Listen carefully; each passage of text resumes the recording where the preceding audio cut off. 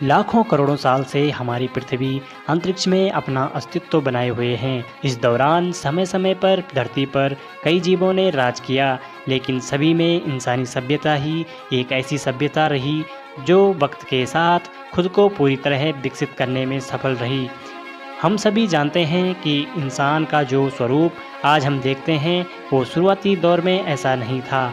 मानव विकास की कहानी आज से लगभग 20 लाख साल पहले तक शुरू हुई, जब होमो सेपियंस व चिंपैंजी का वंश एक दूसरे से अलग हो गया। हालांकि चिंपैंजी को इंसान का पहले पूर्वज के रूप में देखा जाता है, लेकिन हमें विकसित होने में कई लाखों साल का समय लग गया और इसी बीच मानव प्रजाति के कई पूर्वज रहे जिनके बारे में शायद आपको जानकारी ना हो। आज की हमारी ये वीडियो मानव का जन्म और हमारे पुराने पूर्वजों की कहानी बयां करती है। तो नमस्कार दोस्तों, मैं हूं पंकज डबराल और आप देख रहे हैं डॉक्यूमेंट्री कैपिटल। मानव विकास की शुरुआत आज से 20 लाख साल पहले जब अफ्रीका में फल खाने वाले प्रोकॉन्सल हेसेलोनी जीवों का विकास हुआ। पेड़ों पर उछल कूद करने वाले ये जीव फल फूल खाकर अपना गुजारा करते थे। इनका आकार एक दूसरे से काफ़ी अलग था, क्योंकि ये मेमोसेड और गोरिल्ला जैसे अलग अलग प्रजातियों से ताल्लुक़ रखते थे। पेड़ों पर अपना बसेरा बनाने वाले इन जीवों के सतह पर होने वाले क्रियाकलाप से कोई लेना देना नहीं था। ये 4 पैरों पर चलते थे।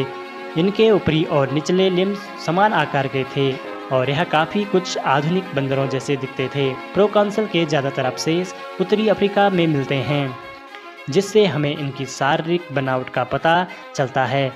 अवशेष बताते हैं कि इस जीव का दिमाग काफ़ी छोटा और साधारण था। साथ ही साथ इनके दांत भी काफ़ी छोटे थे, जिसका मतलब है कि पुराने समय में यह जीव साधारण ही जीते होंगे। खैर, ये तो पृथ्वी पर इस जीव की शुरुआत थी। अनेक शोध बताते हैं कि 10 लाख साल पहले पृथ्वी के तापमान में आई कमी ने अफ्रीका के जंगलों को प्रभावित किया, जिसके चलते इन निवासियों को पेड़ से उतरकर ज़मीन पर अपना बसेरा बनाना पड़ा होगा। इसके लिए इन जीवों ने 2 पैरों पर चलने की शुरुआत की होगी, जिसे हमारे पूर्वज आर्डिपिथिकस रेमिडस अस्तित्व में आए होंगे। हालांकि हमारे पूर्वज प्रोकॉन्सल हेसेलोनी से आर्डिपिथिकस में विकसित होने पर सफल रहे। वे 2 पैरों पर चलने पर कामयाब रहे, लेकिन इनके प्रकार में ज़्यादा बदलाव नहीं आया। इन जीव के पैर अभी भी पहले जैसे ही थे, लेकिन स्पेशल आर्क में आई ज़रूरी बदलाव के चलते अभी 2 पैरों पर चलने लगे थे। हाँ, ये बात तो अलग है कि आर्डिपिथिकस की चाल इंसानों से काफ़ी अलग थी। जीवाश्म बताते हैं कि इन जीवों के हाथ घुटनों तक थे और उंगलियां आधी इंसान एप्स से मेल खाती थी। 2 पैरों पर चलने के बाद भी इन्होंने अपने पेड़ के बसेरों को छोड़ना नहीं चाहा, इसलिए ये 2 हाथ का इस्तेमाल से पेड़ पर चढ़ते रहे होंगे। आर्डिपिथिकस काफ़ी कुछ इंसान और एप्स के बीच का क्रॉस था, क्योंकि इसके आधे फीचर इंसानों से मेल खाते थे, जबकि बाकी फीचर एप्स से। लेकिन ये जीव भी उत्पन्न होते रहे जैसे जैसे अफ्रीका में पेड़ों की मात्रा कम होती रही और सवाना का विकास हुआ, और इसके साथ ही एक नई प्रजाति ने अफ्रीका के जंगलों में दस्तक दी। इसे ऑस्ट्रेलोपिथिकस नाम दिया गया। ऑस्ट्रेलोपिथिकस जल्द ही अपने नए घर पर रहने के लिए विकसित हो गए। इनकी चाल इंसानों से काफ़ी ज़्यादा मिलती थी। ये जानवर झुंड में रहना जान गए थे तथा कई किलोमीटर चलने में भी इन्हें महारत हासिल हो गई।